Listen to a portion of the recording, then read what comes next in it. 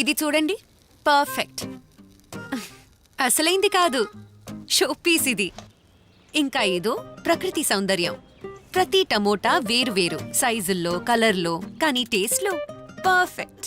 ఇప్పుడు ఉప్పు మాటి తీసుకోండి. మనం మరిచిన విషయం, అది కూడా ప్రకృతి ఇచ్చిన ఆశీర్వాదమే అని. అంటే ఆశీర్వాద్ ఉప్పులా ఇందులో ప్రతి కణం వేరు, ఆపై రంగు సహజమైంది, అందుకని మెరవదు. ఆశీర్వాద్ ఉప్పు తయారవుతుంది ప్రకృతి ఒడిలో పూర్తిగా 3 వారాల పాటు సముద్రపు ఉప్పును ఎండబెట్టి.